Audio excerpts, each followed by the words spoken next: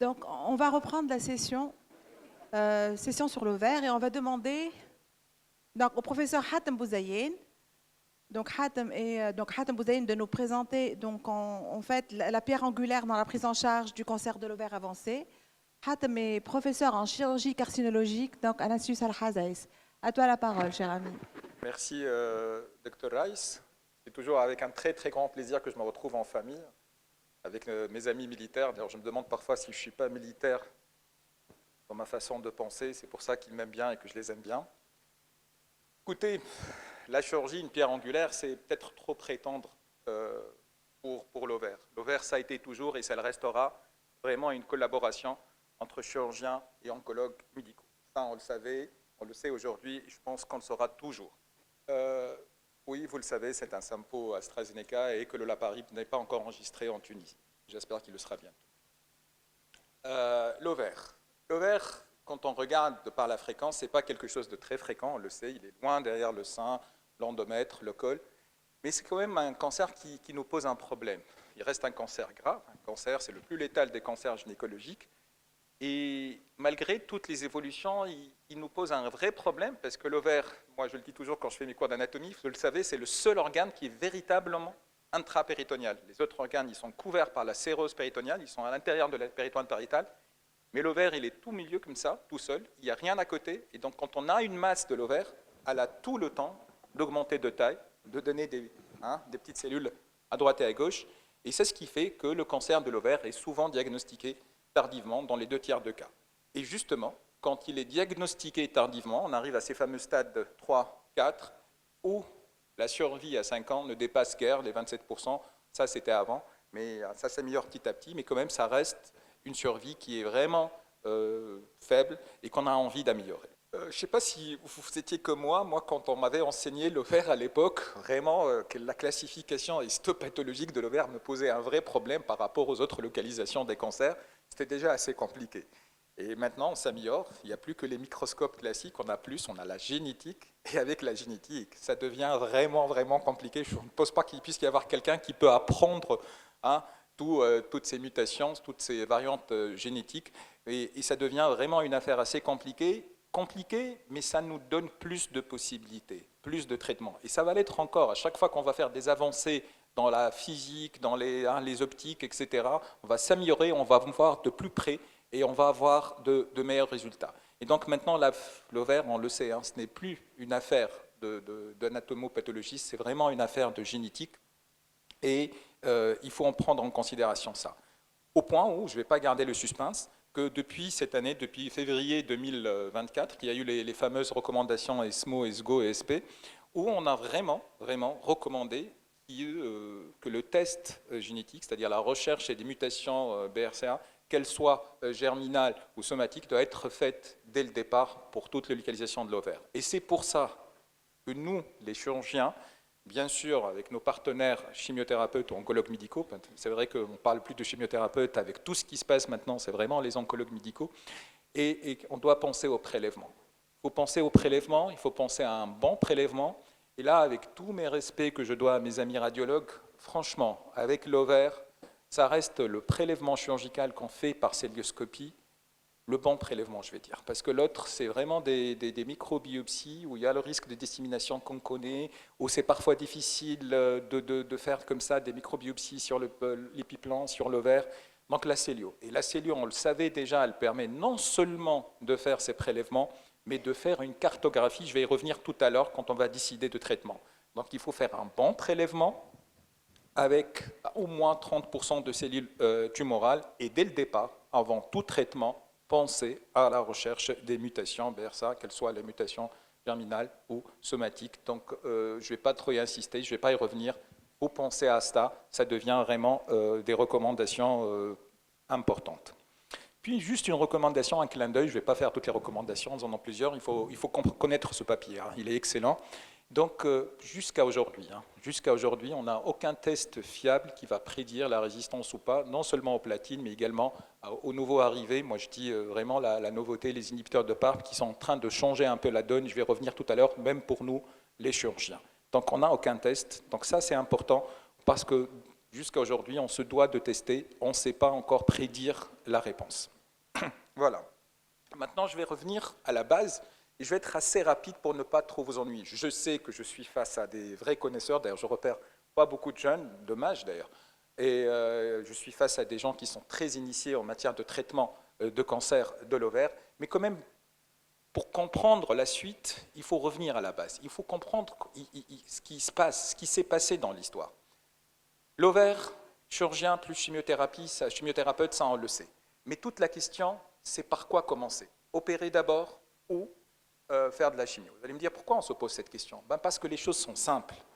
Parce que la chirurgie de l'ovaire est une chirurgie compliquée. Je l'ai dit tout à l'heure, l'ovaire est intrapéritonéal, donc il a tout le temps d'évoluer sans le découvrir, mais quand il bouge comme ça dans l'abdomen, il est à côté de tout. Donc les cellules tumorales qui sont très très vite éparpillées comme ça, d'ailleurs la dissémination elle peut être péritoniale hématogène, mais elle peut être essentiellement péritoniale, hop, il va être à côté du digestif, il va être à côté de ce qui est urologique, il va toucher un pancréas, il va toucher le pédicule hépatique. Et c'est cette attitude, je vais dire, des cellules ovariennes qui font du cancer de l'ovaire un cancer à part. D'ailleurs, nous, on le dit, les chirurgiens carcinos, c'est vraiment notre technicité, parce que le cancer de l'ovaire, ce n'est pas un cancer gynécologique. Il commence à l'ovaire, mais après, il devient un cancer de tout l'abdomen. D'ailleurs, ça reste longtemps confiné à l'abdomen, où il va vers la plèvre pour faire un petit stade 4 de l'ovaire. Et c'est pour ça que quand on a envie de faire de la chirurgie de l'ovaire, il faut connaître tous les types de chirurgie. Il faut connaître la chirurgie gynécologique, la chirurgie digestive, la chirurgie urologique, etc. Et d'ailleurs, la chirurgie digestive, elle est présente presque dans la moitié des cas. Donc franchement, c'est une chirurgie compliquée. Et elle est d'autant plus compliquée qu'on va le voir, l'impératif de cette chirurgie, c'est d'avoir un résidu qui est nul. Donc c'est cette problématique qui a fait vraiment toute une discussion, quand est-ce qu'on opère.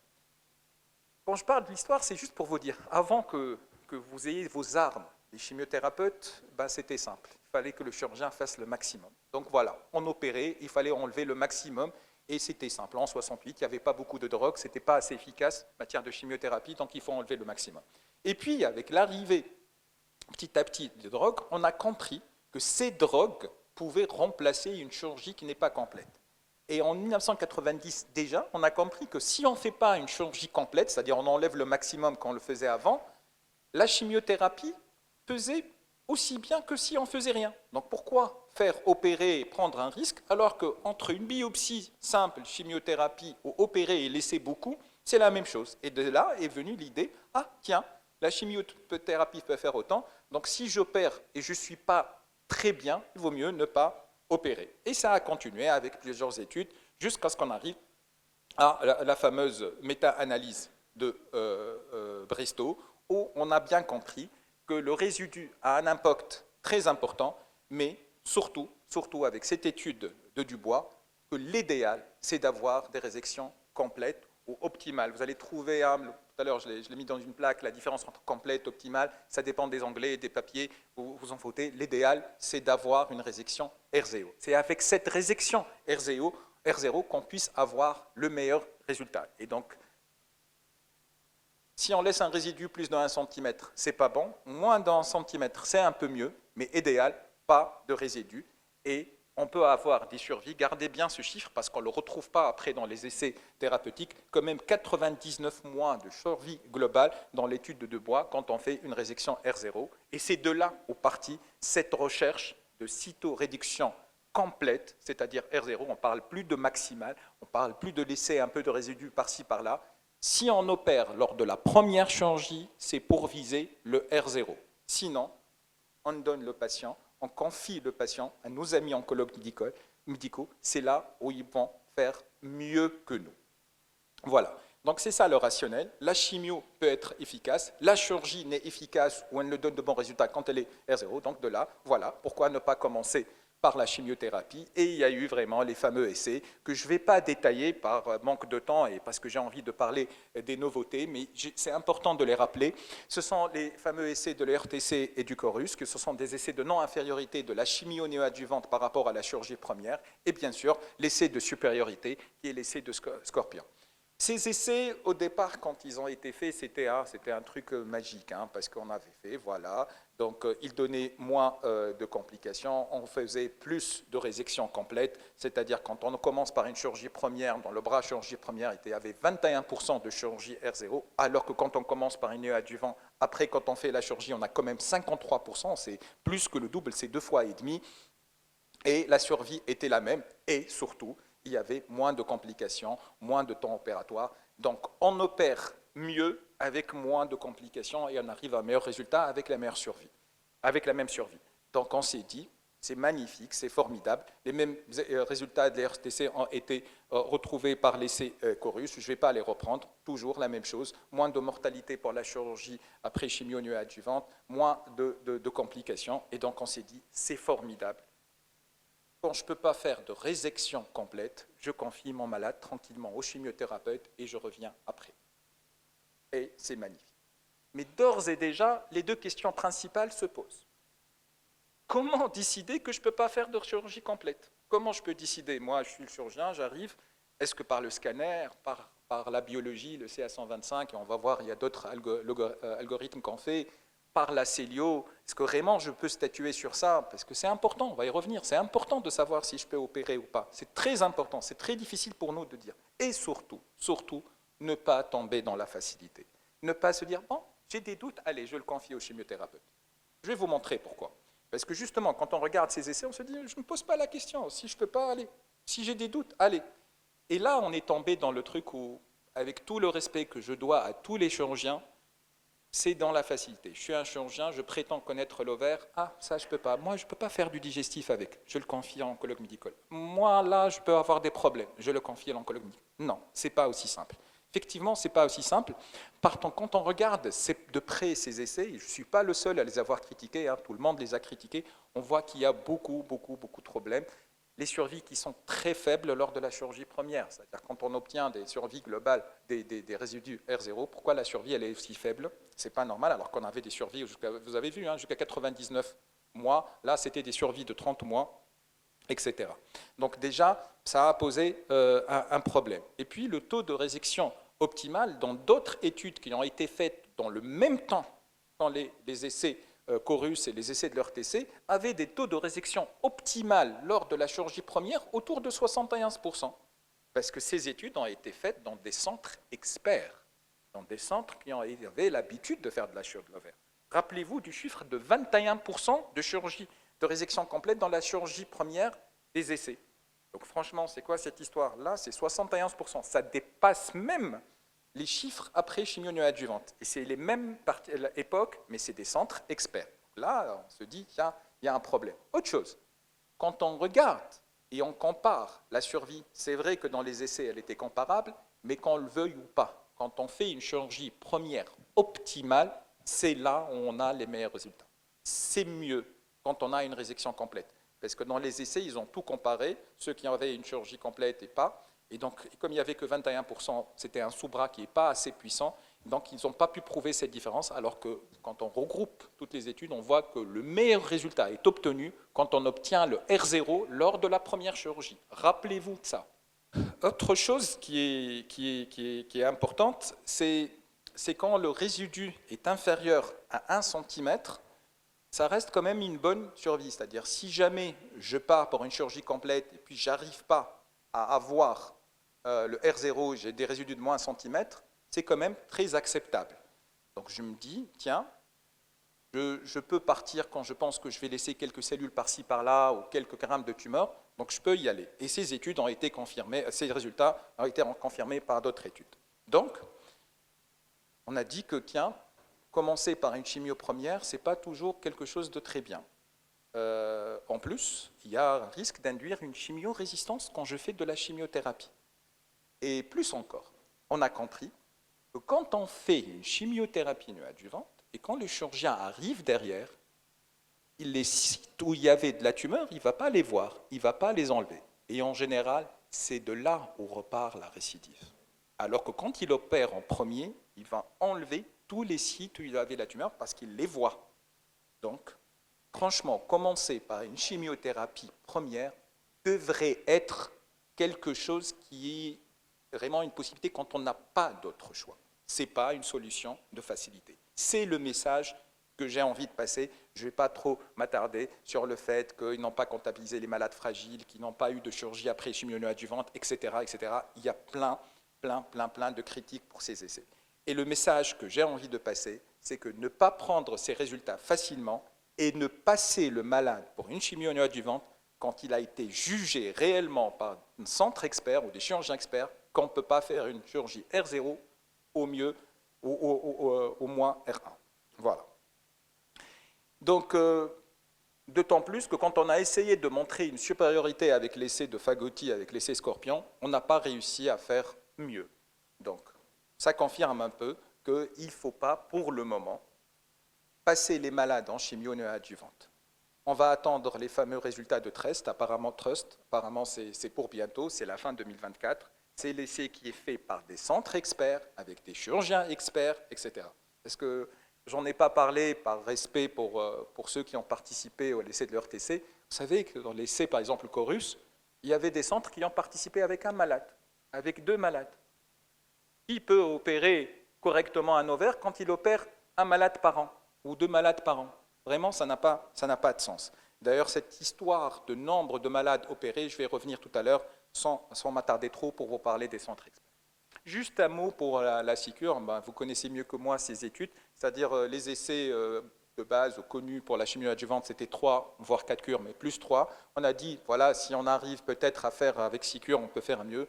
Ça ne fait pas mieux. C'est-à-dire si on n'obtient pas de bons résultats à 3 à 4 cures, c'est très difficile d'obtenir mieux à 6 cures. Au contraire, ça peut être parfois délétère. Je passe assez rapidement les plaques parce que vraiment la présentation est assez longue pour pouvoir parler après des choses intéressantes. Et juste que, pareil, que comme pour la chimio néoadjuvante, si elle va apporter un plus, on attend les résultats de Trust. Pour le délai exact, 3 à 6 cures, il y a le fameux essai chrono qui va essayer de répondre à cette question. Tout ce qu'on sait, par contre, c'est que la chirurgie optimale, elle est de meilleur pronostic quand elle est R0. Et à chaque fois qu'on la fait plus tôt, c'est mieux. C'est-à-dire, si j'arrive à faire ma chirurgie optimale avant chimio, c'est excellent.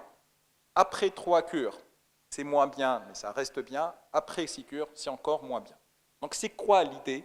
C'est de ne pas tomber dans la facilité et ne pas rater le coche.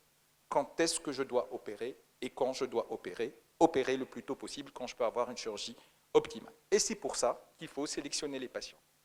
Et on a essayé, mais vraiment essayé, d'ailleurs je ne suis pas très d'accord avec ces essais, avec ces scores, de standardiser, de trouver un moyen.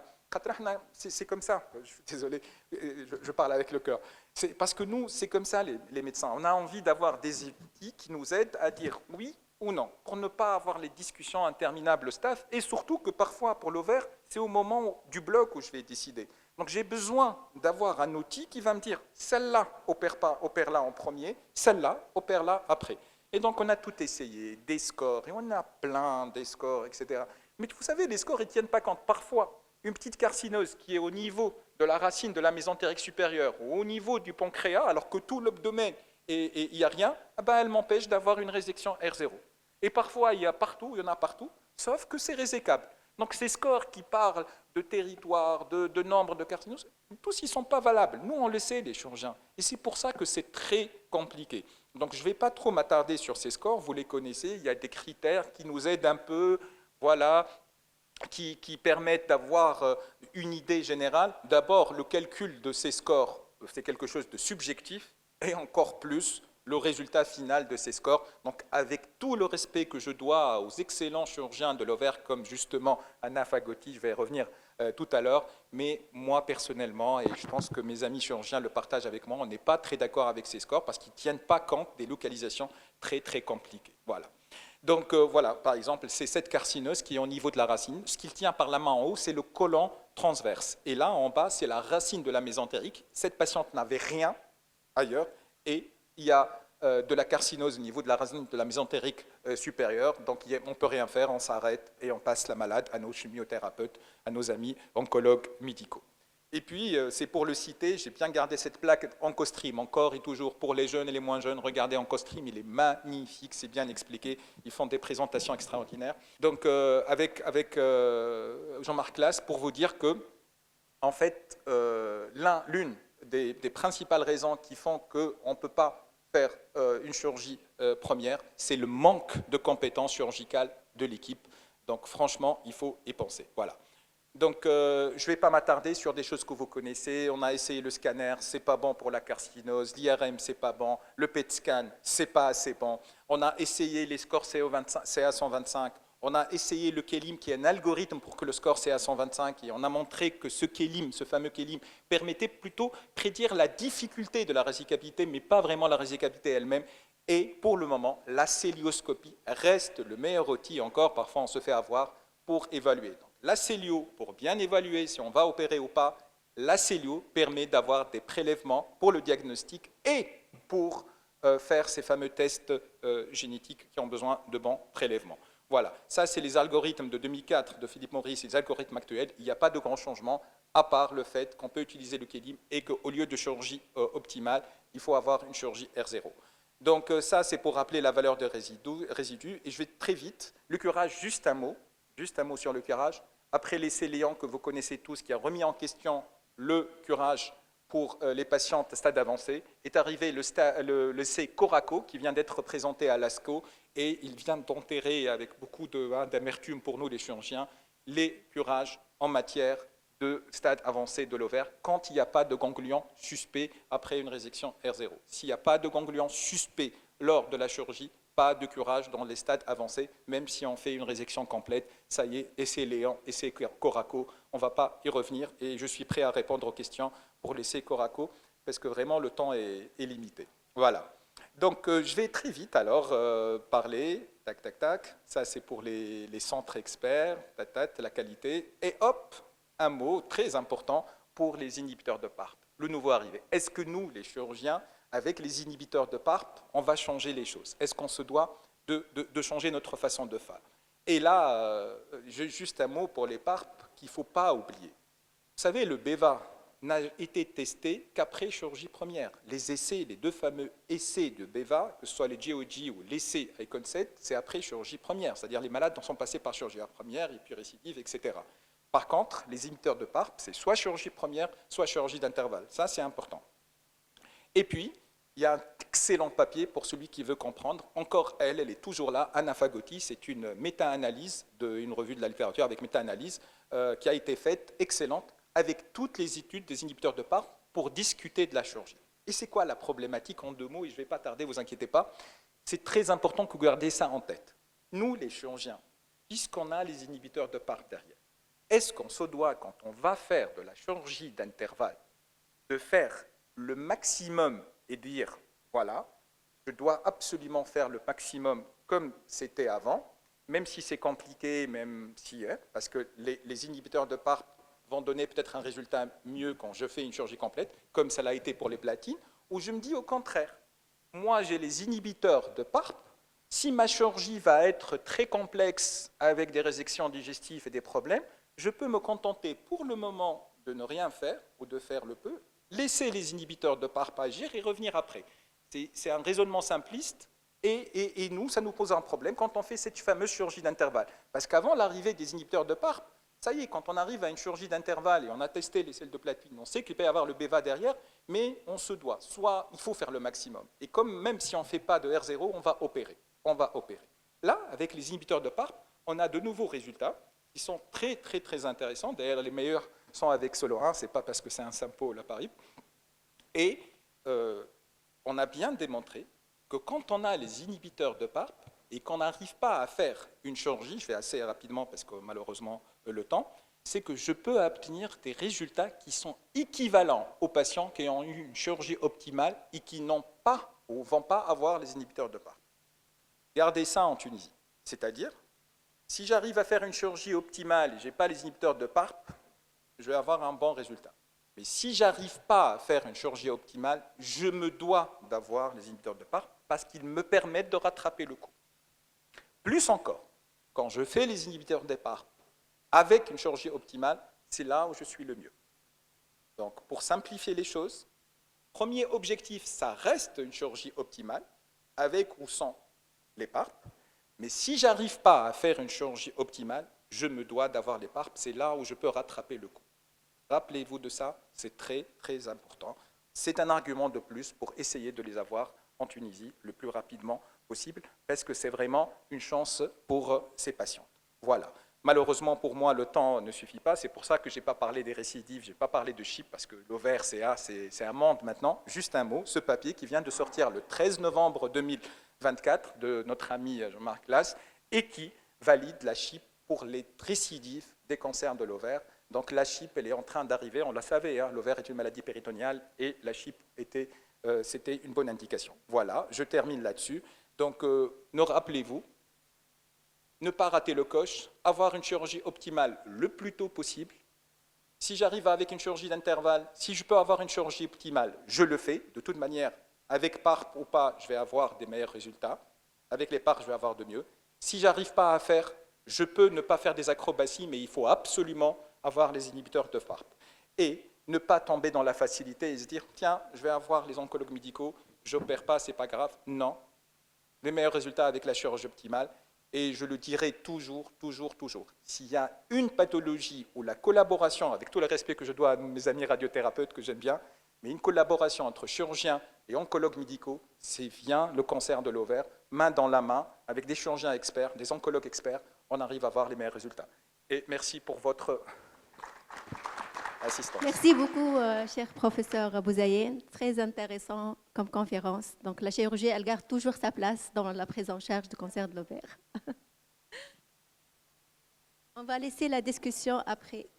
Une malade opérable d'emblée, R0, mais au dépend de résections multiples agressives. Est-ce qu'on diminue ses chances si on lui fait passer de la chimio néoadjuvante? Voilà. En fait, la question là, elle se pose sur deux timings différents. Si je suis en matière de chirurgie première, jusqu'à aujourd'hui, et c'est clair et net, si je peux obtenir une chirurgie complète, même au prix de résection digestive, je le fais. On a mis un cut-off autour de 3 résections digestives, mais ça reste un cut-off arbitraire. C'est-à-dire, c'est pour ça qu'on dit qu'on doit être dans un centre expert, où on doit avoir un bon réanimateur et un bon chirurgien. La question est simple. Si je peux avoir une chirurgie optimale, indépendamment du nombre de résections digestives, de ce que je vais enlever, et le malade reste en vie, c'est trop de complications, il faut l'opérer. Il n'y a pas photo. S'il y a un risque réel d'anesthésie, de fistule digestive, parce que les anastomoses dans les cancers de l'ovaire aussi, ça pose un problème, surtout si on va laisser un résidu. Donc là, il faut passer par les chimiothérapies. Par contre, quand je suis dans la chirurgie d'intervalle, avant les inhibiteurs de PARP, j'étais dans la logique, oui, je prenais des risques. Oui, je prends des risques et j'opère et je fais le maximum. Maintenant, avec les inhibiteurs de PARP, je peux me permettre le même raisonnement.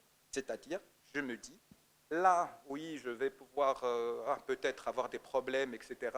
Ne pas faire des acrobaties. De toute manière, j'ai des inhibiteurs de PARP. Je peux me permettre de faire votre raisonnement et de se dire, tiens, ça va être trop compliqué. Maintenant, tout est dans la logique de trop compliqué. Je suis désolé d'insister parce qu'on en voit tous les jours. Alors, trop compliqué pour moi, ça ne veut pas dire que c'est trop compliqué pour un autre médecin. Ça peut être, il peut le faire. Et ça, on le sait. En chirurgie, on le sait. Donc, si nous, en tant que chirurgiens, on n'est pas des experts de cancer de l'ovaire, n'hésitez pas à dire, tiens, celui-là, peut-être, je ferais mieux de le passer à un centre expert. Eux, ils sont habitués. Ça, c'est le message que j'ai envie de passer. Ne pas tomber dans la facilité. Ne pas se dire que oui, les oncologues médicaux peuvent rattraper et revenir après dans de meilleures conditions. Rassurez-vous, on le dit toujours à nos étudiants dans nos RCP que la chirurgie reste la pierre angulaire dans l'ovaire. Je ne dis pas ça parce qu'il y a des chirurgiens dans la salle, mais c'est la réalité. Il y a d'autres questions? Rattraper une mauvaise chirurgie par les traitements médicaux, ça c'est certain. Exactement. Une autre question, donc Olfa. Merci, cher ami, pour cette excellente présentation, comme d'habitude. Une question par rapport aux rechutes des cancers de l'ovaire.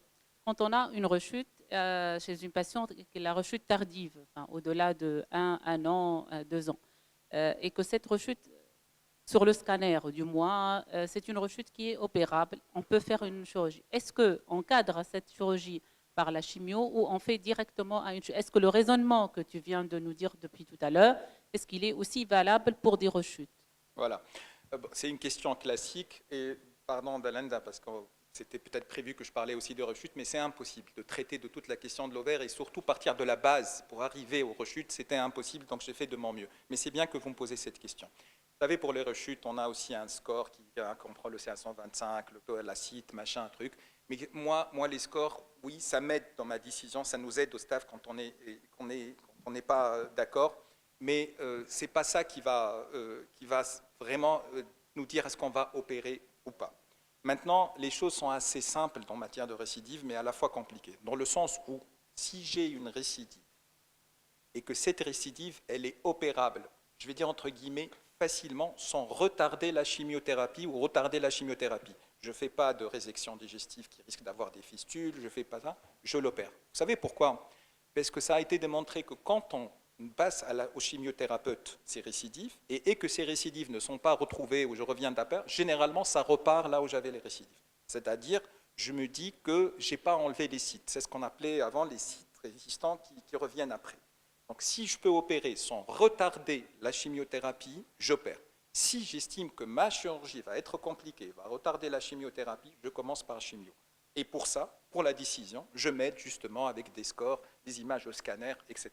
Donc si c'est opérable, mais là je rajoute le mot entre guillemets facilement, sans trop de complexité, j'opère, c'est valable pour la cible. D'autant plus qu'on arrive maintenant avec cette histoire de chip et qui ne peut se faire qu'avec chirurgie. Donc maintenant, c'est chirurgie, le CIP. Lisez le papier de classe, il est très, très, très intéressant pour ces fameuses récidives de l'ovaire. Merci Hatem. Donc ma question est la suivante. Donc Salah Aziz étant le centre de référence, est-ce que BRCA est fait systématiquement avant d'opérer un cancer de l'ovaire?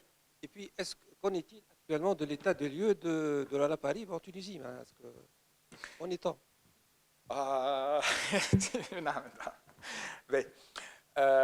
On essaye, puisque n'est pas fait d'une manière pour tous les malades. Je suis honnête, je suis honnête.